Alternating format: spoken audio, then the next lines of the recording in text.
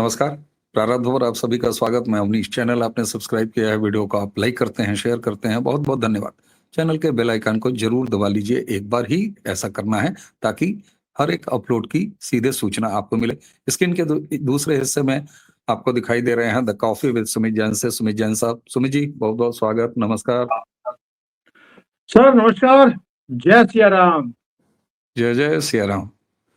दर्शकों, घुसपैठिया घुसपैठिया घुसपैठिया, ये हमारे देश की राष्ट्रीय समस्या है और ये इतनी बड़ी समस्या है कि इस बार 15 अगस्त को प्रधानमंत्री ने भी कहा कि आपने जहां की डेमोग्राफी बिगाड़ी है। कुछ लोग कहेंगे आप घुसपैठिया शब्द से शुरू कर रहे हैं और डेमोग्राफी बिगाड़ने।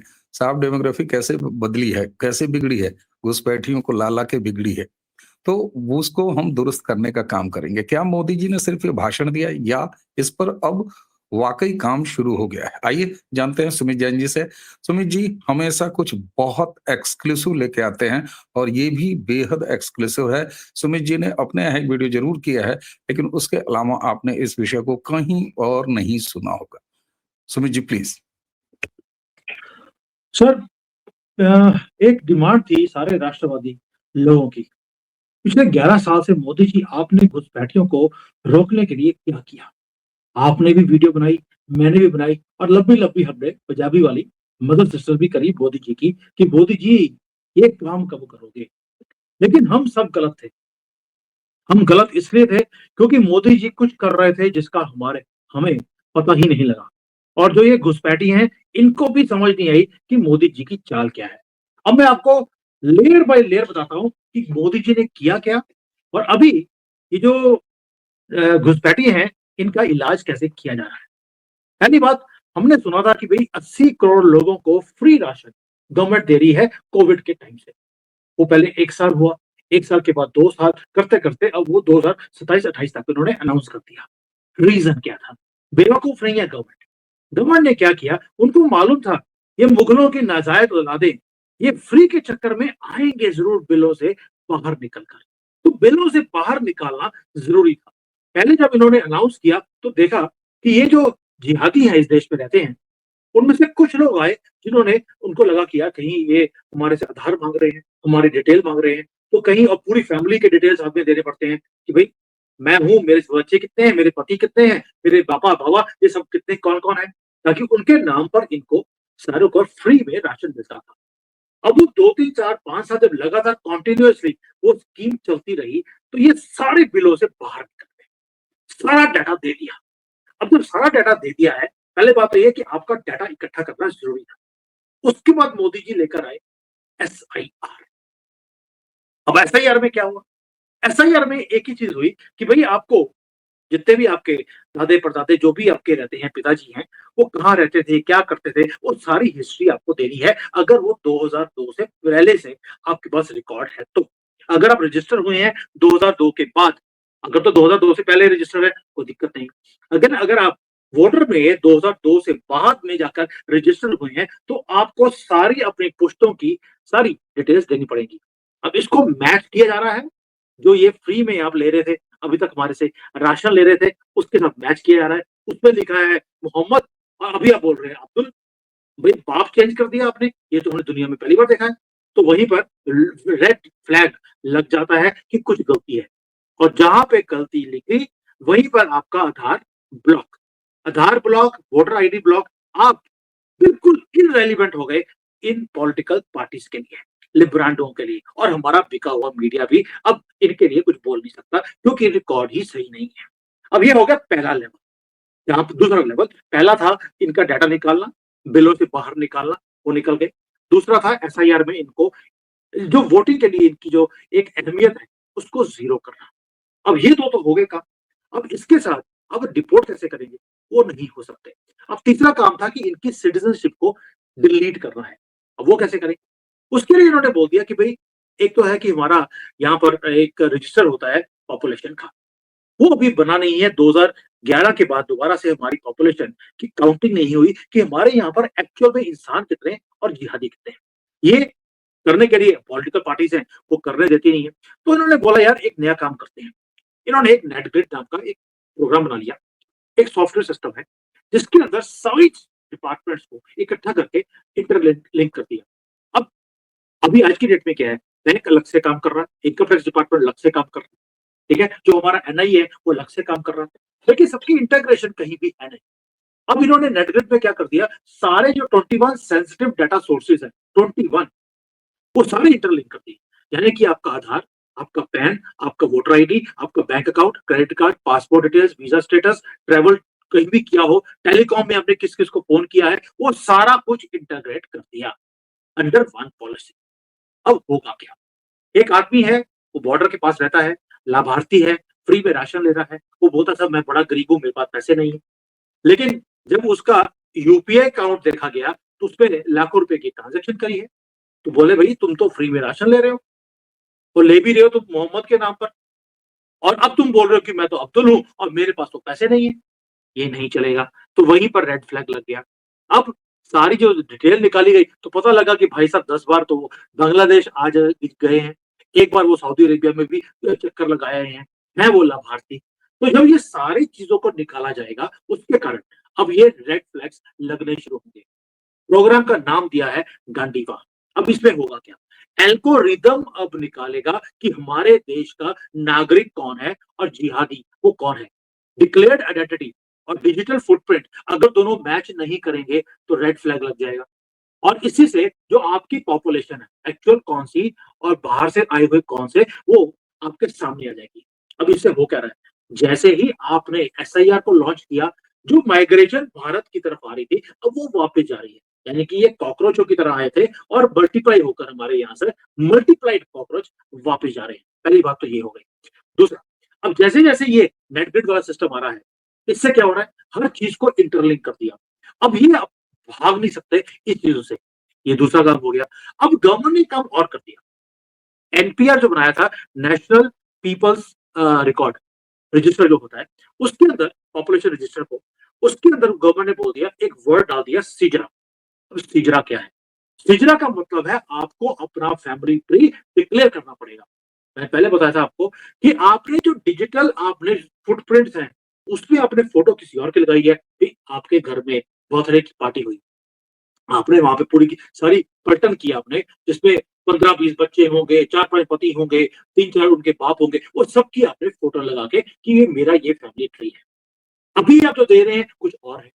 तो फैमिली ट्री जब खोला जाएगा तो आपका डाटा निकल जाएगा कि भी आधी फैमिली तो ये बांग्लादेश की है, ये आप यहाँ की नागरिकता ली कैसे आपने, तो आपकी नागरिकता मिली कैसे, आपको दी किसने, और वहां पे आपने किसी को पेमेंट किया होगा, वो पेमेंट कहाँ गई थी, वो सिजरा के सिस्टम के अंदर वो सारा कुछ बाहर निकल जाएगा।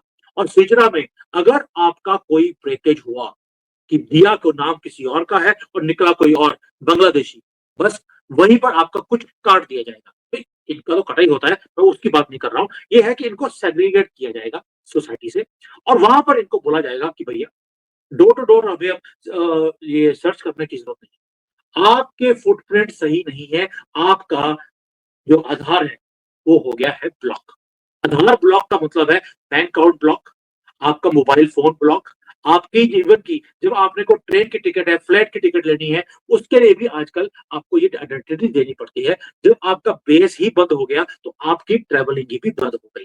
दैट मीन्स डिजिटल फुटप्रिंट के साथ जो आपने इंटरलिंक किया है सब कुछ, आपका you are non existent in this country. अब मुझे खुशी क्यों है इस पॉलिसी से, वो खुशी इसलिए है क्योंकि इसके ऊपर बहुत बार मैंने खुद रिप्रेजेंटेशंस दिया है, यहाँ पर एम्बेसी में भी, यहाँ पे जब मंत्रियों को मिलता हूं मैं दिल्ली में आकर तब भी दिया कि भाई चाइना के अंदर अगर कोई इलीगल पकड़ा गया, उसका पासपोर्ट ब्लॉक, उसकी आइडेंटिटी ब्लॉक, वो इवन की यहाँ पे टोल टैक्स को भी वो पार नहीं कर पाएगा, वहीं पे फेशियल रिकॉग्निशन पे उसको वहीं पे ब्लॉक कर दिया जाता है कि तुम यार ये हाईवे पे कैसे आ गए हो। जिस दिन हम ये काम करना शुरू करेंगे उस दिन ये वापस जाएंगे। ऐसा क्या चक्कर है कि 5 मुसलमान कंट्रियां चाइना के बॉर्डर के साथ लगती हैं, एक भी कॉकरोच वहां नहीं आता इलीगली रहने के लिए, एंटर करने के लिए, या वीजा लेकर आया है, वीजा कैंसिल हो गया या उसका एक्सपायर हो गया, उसके बाद कंटिन्यू किया। ऐसा क्या चक्कर है कि भारत में आते हैं ये वापस जाते नहीं है, क्योंकि हमारे लॉस वो बहुत ज्यादा सॉफ्ट थे। अब आपने क्या किया, आपको मालूम है कि हमने बड़ी बात बिके हुए जजेस के बारे में बात करी है कि हमारे सारे जजेस बिके हैं, इसमें कोई शक नहीं रहा। 15-15 करोड़ मिलते हैं भाई उनके घर में। अभी भी अगर ये बोले कि ये बिके हुए नहीं है, तो पता नहीं बिकला क्या होता है। अब कोई भी केस जजेस के पास जाता था, ये उसको 20-20 साल डिले करते थे। क्यों? क्योंकि हमारे सारे डिपार्टमेंट्स की जो इन्फॉर्मेशन है, वो इंटरलिंक नहीं थी। अब जब आपने इंटरलिंक कर दिया, वो जो केस जाएगा कि साहब इसने तो बोला था ये देखिए फ्री में राशन ले रहा है इस नाम पर, निकला कुछ और है और बाप दादे जो हैं वो तो बांग्लादेश में बैठे हैं, इनको डिपोर्ट किया जाए। जब आप ये वाटर टाइट केस लेके जाएंगे, ये बिके हुए जजेस 15-15 करोड़ रुपए खाने के बाद भी अब उनको बचा नहीं पाएंगे। इस तरह का फाइनल नेल, एक आखिरी जो होती है ना वो कील, इन्होंने इनकी कब्र में खोदी है कि अब ये बच नहीं सकते। और अनुमान है कि कम से कम 15 से 20 करोड़ लोग अब हमारी लिस्ट में से कम हो जाएंगे। अब बोलेंगे यार इलीगल तो 10 करोड़ थे, ये 20 करोड़ कैसे कम हो जाएंगे? अब उसका रीजन है कि डुप्लीकेट निकले हैं नाम। जो आदमी बिहार में रजिस्टर्ड है, वो यूपी में भी है, वो बांग्लादेश में भी है, ये वेस्ट बंगाल में भी है। 3-3 जगह पर वो फ्री में राशन दे रहा है। अब तो एक वो डुप्लीकेट एंट्रीज खत्म हो जाएगी। ऊपर से जो ये बांग्लादेशी हैं, रोहिंग्यास हैं, उनके नाम कटे होंगे। और तीसरा है जो मर गए हैं, लेकिन उनके नाम पर भी राशन लिया जा रहा है, उनके नाम पर फैसिलिटीज दी जा रही है, उनके नाम पर वोटिंग हो रही है, वो नाम भी कटेंगे। तो जो एक्चुअल 10 करोड़ है, वो तो नाम कटेंगे और साथ में जो डुप्लीकेशन वाला काम है, वो भी कट जाएंगे। अब आपको डिपोर्टेशन करने की जरूरत नहीं है, ये खुद अपने आप डिपोर्ट करेंगे, जिसको बोलते हैं सेल्फ डिपोर्टेशन। अब आपको कहीं भी जाकर वेरिफिकेशन करने की जरूरत नहीं है। आपने डिजिटल जो इंफ्रास्ट्रक्चर बनाया था, उसको टूल की तरह यूज करना शुरू कर दिया है। यह शुरू, अभी लोग बोलेंगे सर ये तो अभी दिल्ली दूर है, अभी तो ये इम्प्लीमेंट होगा, कब मीरा नाचेगी? अब मीरा नहीं नाचेगी, अब मोहम्मद नाचेंगे, क्योंकि ये चीज अभी इम्प्लीमेंट नहीं होनी, ये इम्प्लीमेंट हो चुकी है। दिस हैज बीन इम्प्लीमेंटेड, तभी इतना हाहाकार है पूरे की पूरे खेमे में। बॉर्डर पे देखिए जाकर उनको रोकना पड़ रहा है ममता बनर्जी को कि आप वापस मत जाइए, और वो रुकने को तैयार नहीं है, क्योंकि उसका रीजन है इनका इकोनॉमिक इकोसिस्टम कोलैप्स हो गया है। वोटर की जो इनकी अहमियत थी वो जीरो कर दिया है, राशन मिलना बंद हो गया है, बैंक भी कहीं अभी फ्रीज ना हो जाए उससे पहले पहले भाग जाओ। तो ये सारा नेशनल में आपको मैंने बहुत ही फास्ट तरीके से बता दिया कि ये पॉलिसी है क्या, कहां पहुंची है, और ये जाएंगे अभी हमारे बिके हुए जजेस के पास, वो इनको अब बचा भी नहीं पाएंगे, क्योंकि लीगल फ्रेमवर्क के अंदर पहले ही आपने जितने भी होल्स है उनको ब्लॉक कर दिया है। जी। बिल्कुल साहब, और जितने विस्तार से आपने बताया वो सारी चीजें, सारे डॉट्स अगर जोड़ लिए जाएं तो ये पता लगता है, क्या ये ऑपरेशन गांडीव प्रधानमंत्री जिन्होंने जो अनाउंस किया कि हम एक टाइम बाउंड डेमोग्राफी दुरुस्त करने का काम कर रहे हैं, क्या उसी का हिस्सा है? क्या इतने सारे कंपोनेंट एक साथ सिंक्रोनाइज कैसे हो रहे हैं? क्या ये वही डेमोग्राफी सुधार वाला मामला है जिसका हिस्सा ऑपरेशन गांडी, और क्या नाम रखा है साहब? सर, मैं पंजाबी हूँ, मैं गांडीव को बड़े अच्छी तरह से समझता हूँ, और वही काम किया है इन मोहम्मदों के साथ। इनकी कहीं ऐसी बुझाई है कि अब ये अपने आप को बचा नहीं पाएंगे। पहली बात, आपने बोला कि जो मोदी जी ने बोला था कि डेमोग्राफिक चेंज को मैं दोबारा से वापस लेकर आऊंगा, क्या उसी का पार्ट है? अगर इसको आप जिसको डेमोग्राफी जो चेंज किया है, इसको वापस लेके आने के लिए नहीं मानते हैं ऑपरेशन गांडीव को, तो और क्या मानेंगे? ये रिलेंटलेस एक प्रोग्राम है कि अगर आप सोचते हैं कि कोर्ट में केस जाता है, आपने किसी को डिपोर्ट किया, वो इमीडिएटली चले जाता है हाई कोर्ट में या सुप्रीम कोर्ट में। सुप्रीम कोर्ट वाले कभी उनको नहीं बोलेंगे, जिसको डिपोर्ट करने की कोशिश कर रहे हैं, कि आप लोअर कोर्ट में जाइए। लेकिन हिंदू लड़की का रेप होता है, उसको और सुप्रीम कोर्ट में उसका बाप जाता है, उसको बोलते हैं हम दूर उठा के यहाँ पर आ गए हो, लोअर कोर्ट मर गए हैं क्या, वहां जाइए। लेकिन अगर कोई बांग्लादेशी इनलीगली भारत में रह रहा है, यहाँ पर जिहाद करने की बात बोलता है, उसको केस इमीडिएटली हमारे सुप्रीम कोर्ट के जजेस ले लेते थे। अब वहां पे जाने की जरूरत नहीं है। आपने डिजिटल प्योरिफिकेशन के थ्रू, एल्गोरिदम के थ्रू आपने इनको पकड़ने का काम किया है। मोदी जी को मालूम है ये बेशरम लोग हैं, ये नहीं जाएंगे, ये यहीं पर रहेंगे और यहाँ पर बैठकर सपने देखेंगे गजबे हिंद के।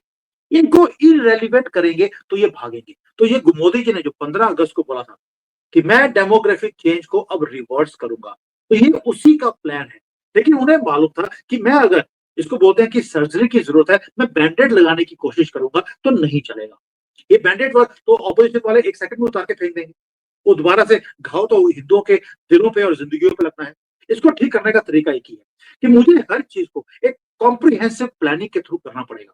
इसलिए ये सारे लेवल पर काम किया गया है। फ्री में राशन एक स्ट्रेटेजी था, आज एसआईआर, उसके बाद नेट रेट, उसके बाद ये ऑपरेशन गांडी, ये सब कुछ करने के बाद जब आपने साथ में इतने एलिमेंट जोड़ दिए, अब जस्टिस जो है उनके पास जाने की जरूरत नहीं है। वो खुद बोलेंगे कि भैया इतना वाटर टाइट केस है, मेरे पास लेकर आने की जरूरत नहीं है, मुझे तुम्हारे खिलाफ ना चाहकर भी पैसे लेने के बाद भी फैसला तुम्हारे अगेंस्ट ही देना पड़ेगा। इससे अच्छा है तुम वापस चले जाओ। And this is what is going to happen. और ये कोई फ्यूचर प्लान नहीं है, मैं बार बार बोल रहा हूँ, आपके सुनने वालों हम्म, को आज खुशी होनी चाहिए। It is an active operation. Operation Gandiv is now not about politics. ये एक रिलेंटलेस प्रोग्राम था purification of Indian demographic map को चेंज करने का, वो मोदी जी ने इंप्लीमेंट कर दिया है। आज तो यार जय सिया राम लगाने की तो लगाते ही आप, मुझे लगता है कमेंट्स में कुछ ना कुछ मोदी जी के लिए लिखना जरूरी है। ये मैं आपके सारे दर्शकों को बोल रहा हूँ जी। नहीं बिल्कुल साहब। और ये सही बात है कि 1 करोड़ 31 लाख ही तो हिंदू हैं बांग्लादेश में, जिनके साथ क्या क्या चल रहा है। और यहाँ जब सीए बनाया जाता है तब ये गिरोह चिल्लाते हैं कि साहब आप कितने को लाओगे, कितनों को लाओगे। 30 करोड़। अच्छा, एक चीज आपने बड़ा शानदार तरीके से, मैं आपको एक दूसरा संदर्भ बता रहा हूँ सुमित जी। आपने कहा ना कि इन्होंने अपनी संख्या बढ़ा के रखी हुई है। ये जो इलीगल हैं, केवल उन्होंने ही अपनी संख्या नहीं बढ़ा के रखी हुई है। ये जो यहाँ चिल्लाते हैं ना 30 करोड़ मुसलमान, 30 करोड़ मुसलमान, दरअसल ये भी इनकी बढ़ाई हुई संख्या है। इसके दूसरे मायने हैं। ये हमेशा अपनी संख्या बढ़ा के अपना टोपा टापी, अपनी पहचान, भाई प्रधानमंत्री ने तभी तो कहा दंगाई कपड़ों से पहचाने जाते हैं। ये एक साइकोलॉजिकल प्रेशर बनाने की कोशिश करते हैं कि हमारी संख्या इतनी है, हमारी संख्या इतनी है। मैं दावा करता हूं कि सेंसस होने दीजिए, इनकी संख्या 10 12 13 14 15 करोड़ से ज्यादा नहीं है। तो मैं अपने दर्शकों से भी कहूंगा कि सुमित जी ने जो अभी फाइंड आउट किया है कि ये लाभ लेने के चक्कर में, डबल डबल लेने के चक्कर में, एक तरफ तो कहते हैं कागज नहीं दिखाएंगे और दूसरा सरकारी कोई स्कीम हो, 5 कागज चाहिए, 75 कागज लेके चले आएंगे, सुकीना, रबीना, फरजाना, ये दुनिया भर का। तो ये एक स्मार्ट तरीका है। और एक चीज जो आपने बड़ी महत्वपूर्ण कही, जब आपके पास डिजिटल रिकॉर्ड होंगे और कई लेवल के रिकॉर्ड होंगे, कई स्तर पर रिकॉर्ड होंगे, कहीं रेवेन्यू का होगा, कहीं बैंक का होगा, कहीं आधार का होगा, कहीं डिजिटल फुटप्रिंट होंगे, तो फिर कोर्ट भी इस तरीके से इन्हें हेल्प नहीं कर पाएगी। आपकी अंतिम टिप्पणी सुमित जी, ये गजब की ब्रेकिंग थी और जिसको आपने बड़े खूबसूरत तरीके से सिंक्रोनाइज किया है, ताकि एक नई दृष्टि साफ साफ अब स्क्रीन पर दिखाई दे रहा है कि किस तरीके से चारों तरफ से कॉर्डन ऑफ करके और इन चूहों को भगाने की अब अंतिम तैयारी है जी। सर पहली बात है कि आपने बड़ा गलत वर्ड यूज किया, कॉकरोचों को आपने चूहे बोल दिया। चलिए कोई बात नहीं, ये आपका अपना जजमेंट है। बट हमेशा मैं बोलता हूँ कि हमारे यहाँ पर जजमेंट नहीं मिलता, क्योंकि हमेशा जजमेंट रोक दी जाती है। हमारे बिके हुए जजेस बीच में आ जाते हैं। अब गवर्नमेंट ने क्या किया, ये सारी जो प्लानिंग करी है उसका नाम दे दिया नेशनल सिक्योरिटी। ये बहुत ही महत्वपूर्ण एक पॉइंट है कि नेशनल सिक्योरिटी, आपको याद होगा कि जब ऑपरेशन हमने सिंदूर करना था, उससे पहले हमने एक चीज को एक्टिवेट किया, नेशनल सिक्योरिटी को।